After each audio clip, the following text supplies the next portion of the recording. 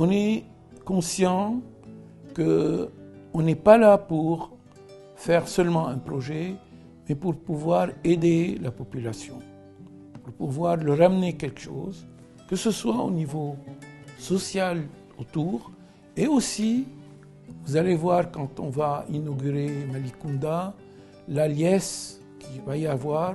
Pourquoi? Parce qu'on amène le courant, on amène l'énergie, on amène la vie.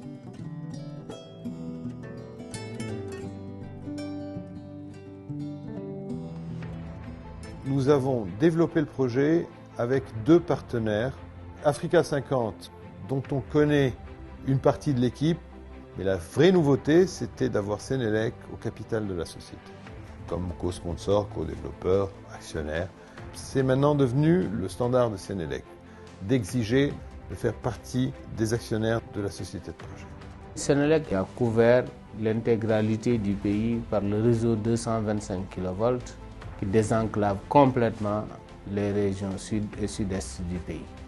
L'arrivée du gaz va nous permettre de mieux décarboner notre production, de gagner en termes de coûts de production, mais surtout nous permettre de baisser les tarifs de l'électricité aux consommateurs. Malicounda est une transition entre Kounoune Tobène pour aller vers le gaz. C'est notre 3e centrale au Sénégal. C'est la nouvelle centrale de Malicounda. C'est une centrale de 120 MW qui a fait l'objet d'un appel d'offres lancé par la Sénélec. Ça va être une centrale de base qui va être opérationnelle 24/24 sur le réseau sénégalais. C'est une centrale diesel. Dès la disponibilité du gaz domestique, cette centrale va être une des premières à être convertie au gaz. C'est une technologie vraiment très récente. C'est un cycle combiné qui va économiser beaucoup au niveau de l'énergie, du carburant et de la pollution.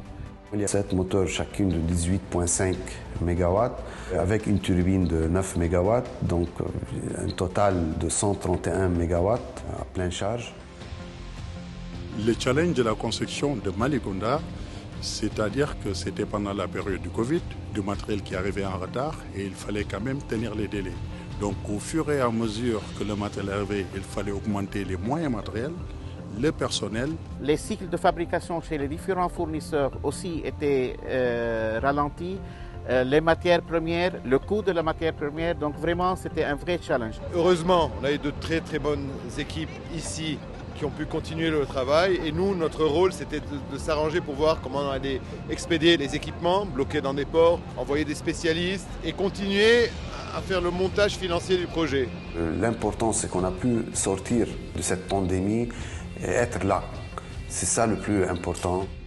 Pendant la phase de construction, le projet de Malicounda a donné des emplois qui ont atteint pendant une certaine phase à plus que 550 employés.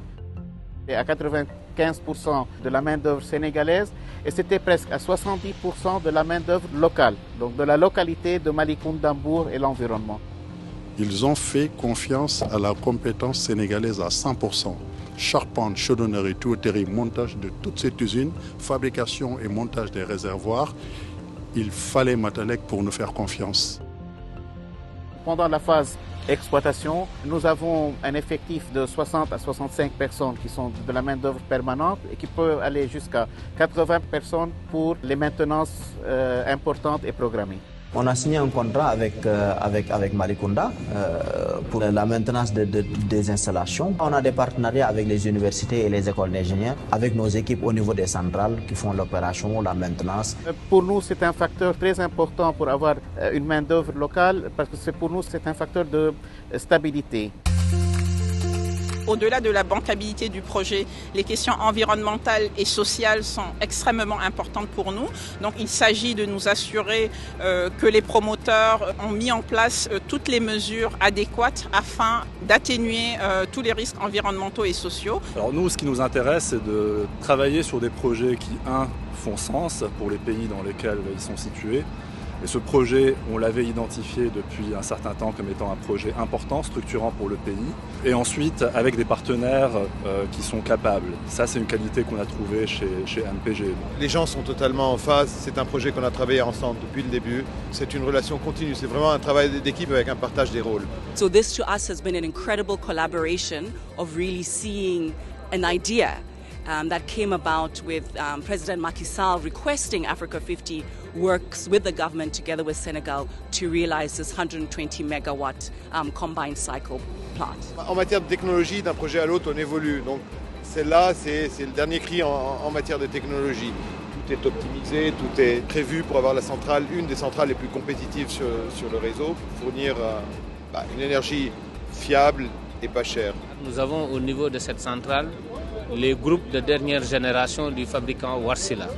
En d'autres termes, les groupes qui développent les meilleures performances techniques. Et également au niveau de la chaudière de récupération avec la technologie de FlexiCycle. La participation au niveau du conseil d'administration, on est plus engagé.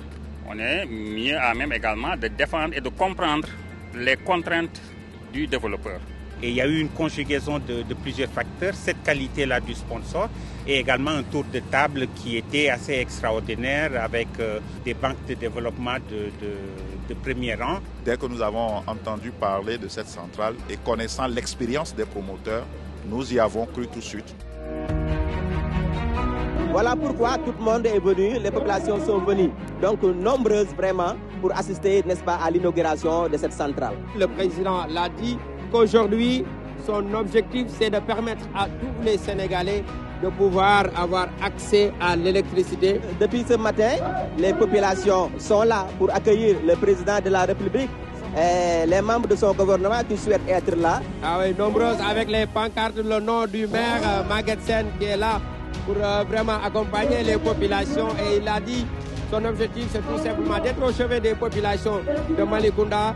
Comme vous le voyez, les populations qui ont effectué le déplacement très tôt pour pouvoir assister à cette journée, parce qu'en tout cas, c'est une journée qui sera marquée à jamais, Monsieur Sarr, dans les annales de l'histoire du Sénégal. Excellence Saïd Jalef, le directeur résident de Malicounda Power. Je vous souhaite la bienvenue chez nous.